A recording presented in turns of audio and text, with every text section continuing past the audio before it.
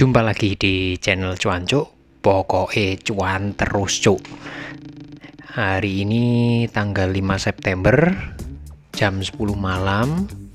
Sementara kondisi BTC-nya masih tetap agak sideways, cuman sudah di atas 50.000 dibanding kemarin 49.000. Terus kalian bisa cek rekomendasi sebelumnya, ada BIG, ada Doge, ada Shiba Inu, ada BTT. Peluang mungkin kemarin kan sudah pada agak terkoreksi, kecuali BIG ya. BIG ini malah lagi naik, itu bisa jadi timing yang pas untuk masuk lagi. Kalau mau yang nyolong profit tipis atau mungkin yang mau hold, silahkan, karena kemarin sudah pada koreksi. Terus untuk malam ini saya kok tertarik mau bahas Matic, karena ini banyak proyeknya yang menarik, makanya harganya tinggi, naik tinggi. Terus kita bisa lihat, dicek di harga chart ini naiknya juga tinggi. Tapi untuk pertama syaratnya sama, semuanya sama, harus dibandingin dulu dengan BTC. Gimana kalau dibandingin dengan BTC? Apakah sudah kemahalan atau masih murah? Ya, kita cek. Oke, ternyata Matic kalau dibandingin dengan BTC ini di sini ya sama. Berarti bisa dibilang ini nggak murah, karena dari kemarin rekomendasi saya selalu posisinya lebih murah dibanding BTC, lebih jauh di bawah. Dalam arti bukan dari segi harga ya, dari Fibonacci. Ini kita tambahin Fibonacci-nya dulu, selalu diambil dari paling atas terus sampai di pucuk ke bawah. Bawahnya bukan yang di sini ya, tapi bawahnya dihitung dari ketika BTC-nya koreksi kemarin dalam. Nah, dari kemarin tolak ukurnya selalu sama. BTC itu berada di kisaran setengah sampai 0,618, yang artinya kalau udah dari kisaran itu sebetulnya koinnya ini udah nggak murah istilahnya, karena arahnya sejajar dengan BTC. Tapi yang kali ini pengecualian, karena saya melihat sesuatu yang lain. Nanti diulas lengkap di sini pakai cara yang lain. Ini kita hapus dulu, BTC-nya dihilangin dulu. Oke, yang pertama kita cek dari yang kosongan gini ya, kita belajar bareng, kita coret-coret bareng. Kita buat trendline-nya dulu, titik. Ini kan udah tadi siang udah sempat naik tinggi, terus agak koreksi dikit. Kita coret-coret dulu, cari trendline-nya. Nah, ini posisinya kenaikan tadi siang ini yang candle hijau ini nembus garis trendline merah, support. Sebetulnya yang ini support karena ketembus, sekarang jadi terus tadi sempat jadi resisten, ditembus lagi. Itu artinya ada lumayan, ada pola kenaikan yang cukup kuat. Terus kita butuh tambahan garis lain, karena ini manual aja. Kita pokoknya mainnya yang simple-simple aja, tapi tetap bisa tepat. Kita nggak usah main yang ribet, tarik garis sana sini aja. Oke, ini jadi garis trendline support. Kalau waktu turun misalnya tembus yang ini di sini tembus, ya bisa ambil di sekitaran sini. Kalau pas di garis ini nanti kalian bisa gambar-gambar ini gampang banget, cuma dari bawah ke bawah tarik garis pakai garis miring, ini trendline namanya. Oke, butuh bantuan lagi, biasanya saya pakai horizontal line. Simple aja dilihat di sini. Di chart ini nih jelas kelihatan. Ini pas cekungan kayak gini. Ini kan ada garis di sini nih, biar lebih jelas saya tulis ceder. Nah, kita lihat posisinya. Kalau misalnya di garis ini tembus dus turun dalam. Nah, ini ke atas nih, tadi siang nembus nih, tapi turun lagi. Ini masih struggle berjuang di sini nih. Di antara garis kuning ini sama garis merah yang menjadi titik tumpu, titik support kuat. Syukur-syukur mentul naik lagi ya, nggak tembus. Kalau tembus ya berarti pakai garis merah ini. Nah, itu dari garis yang simple. Ini sekarang posisi di sekitaran 1.7 USDT. Kalau dirupiahin mungkin sekitar berapa tadi Indodax ya, 24 ribuan mungkin, 24 ribuan. Nanti mungkin bisa gambar sendiri titiknya di sini jadi 1.4.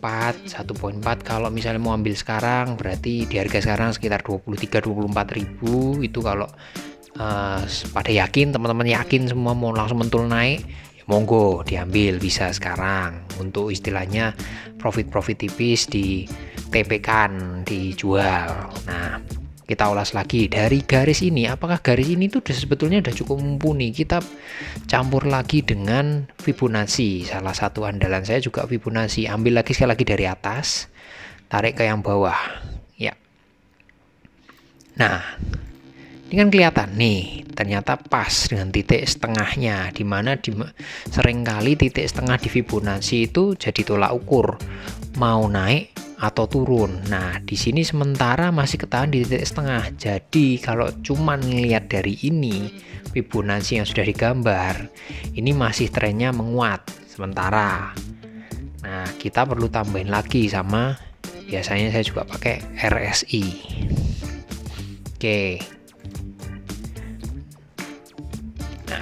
Nah, di RSI ini gimana posisinya? Ternyata juga sama, masih di atas 50. Ini sama titiknya, prinsipnya sama dengan Fibo. Di atas 50 mentul kayak gini di garis ini. Nah, ini berarti masih terjadi potensi kenaikan bullish gitu. Dari dua macam ini aja sebetulnya Matic ini terlihat biasa aja. Nah, ini menariknya di mana? Harga sudah mahal. Istilahnya mahal dibandingkan dengan tadi pergerakan BTC di awal ya, kok sama. Nah, beda dengan rekomendasi sebelumnya. Terus ini menariknya di mana? Kalau cuma lihat dari kayak gini kan potensi kenaikannya juga tipis. Nah, tak bandingin lagi sekarang, ini tak hapus lagi dulu sebelumnya. Tak hapus dulu biar jelas gambarnya nanti. Sekarang RSI-nya malah kehapus ya. Ada yang menarik di gambar RSI ini. Kalian semua bisa cek kan, Cok. Nah, ini loh. Garis nembus di bawah 30 ini cuma terjadi di sini. Kalau ditarik mundur lagi nih terdekat nih di sini. Tanggal 4 November itu lama banget tuh. Nah, lihat apa yang terjadi. 4 November ini naik, nggak bisa turun di bawah garis angka 30 dari RSI. Ini naik terus. Nah, ini saya gambar biar jelas ya. Ini titik ini 4 November. Kalian bisa cek di atas, harganya itu 0,013. Tak buletin aja 0,015 biar gampang hitungnya. Itu kalau dirupiahin kurang lebih sekitar 200-an rupiah sekian lah, 200 rupiah. Itu naik. Ini ya tadi 4 November. Puncaknya di ini 18 Mei itu sekitar tingginya di 2,7 USDT. Kalau dirupiahin itu kurang lebih sekitaran kisaran hampir 40.000 ya, 38.000. Bisa bayangin dari harga 200-an rupiah jadi 38.000 rupiah. Nah, itu yang membuat jadi menarik kalau dilihat dari RSI ini.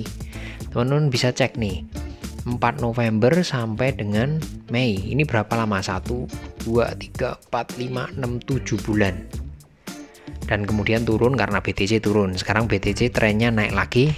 Kita cek bareng-bareng. Ini ada peluang naik ke berapa kalau dengan harga seperti sekarang dan sejarahnya berulang. Kita cek sekali lagi pakai apa? Fibonacci. Simple, Fibonacci tarik aja dari sini. Dari titik yang ini harganya kan di sekitaran 0,15 tadi. Diambil sampelnya, ditarik kebalik. Nah, jadi tariknya sama atas ke bawah. Ya, dari titik ini 2.7 ke 0,015 ya, nih. Nah, tak tarik garis seperti ini, jret. Nah, ini poinnya kenapa kok saya selalu bilang sejarah bisa berulang, history repeat itself. Ini kelihatan. Padahal saya nariknya di narik Fibonacci patokannya di bulan November tahun lalu ke bulan Mei tahun ini. Tapi ternyata setelah tarik garis dilebihin, ini masih sinkron. Nih titik ini, titik 0,236-nya nih, jadi tempat pemberhentiannya kemarin waktu BTC turun dalam, Matic-nya juga turun. Nih, tanggal 20 Juli. Padahal ini pakai istilahnya bisa dipakai, ini pakai Fibonacci tapi dengan charge yang lama karena saya pakai tarik garisnya di sini dan di sini. Ternyata masih bisa kepake untuk sekarang. Nah, itu dia. Sekarang pakai patokan 0,382 nih di sini, ketahan di sini. garis setengahnya nih kemarin mentul di sini nih. Makanya saya selalu ngomong sejarah bisa dipakai. Kita lihat sejarahnya kemarin pergerakan harganya gimana untuk memprediksi gerakan selanjutnya yang belum kita lihat. Misalnya sekarang tanggal 5 September, hari-hari ke depan, bulan-bulan depan kemungkinan gerakannya seperti apa sih. Itu tujuannya supaya kita bisa menentukan kita mau jual di harga berapa. Itu kan jadi ada gambaran, bukan sekali lagi bukan meramal, tapi buat patokan. Jadi kita bisa jual di harga berapa itu. Nah, kalau misalnya tadi kembali lagi ke RSI, di sini tertingginya bisa di sini dari Rp200 bisa sampai ke Rp38.000. Itu berarti ada kenaikan sekitar hampir 200 kali lipat atau sekitar 19 kali lipat tepatnya. Sekarang kalau kita ulang ini, kita hitung ya, kalau dengan harga, bukan dengan harga, kita pakai patokan nih karena kita narik ini Fibonacci dari titik terendah ke tertinggi. Kita prediksi coba kalau dengan titik terendah kemarin, berarti di sini berapa potensi kenaikan harganya.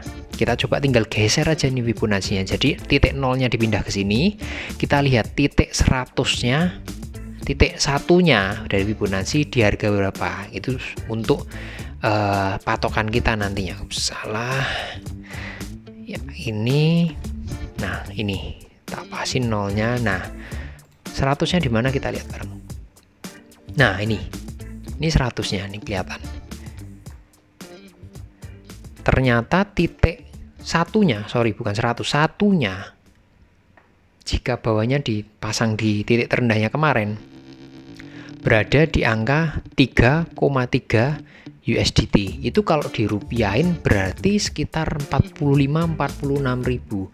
Dengan harga sekarang yang baru sekitaran 23 ribu, 24 ribu, ke titik 45-46 ribu bukankah terlalu, istilahnya terlalu menyenangkan, hampir istilahnya 2 kali lipat.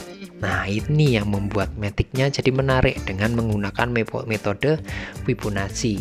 Kalian bisa cek ulang dari, kalau pengen coret-coret sendiri ini juga bisa kan, karena barusan tak pasangnya, tak geser-gesernya juga lambat, bisa dicek step by step, bisa diulang, bisa dilihat dengan jelas ya.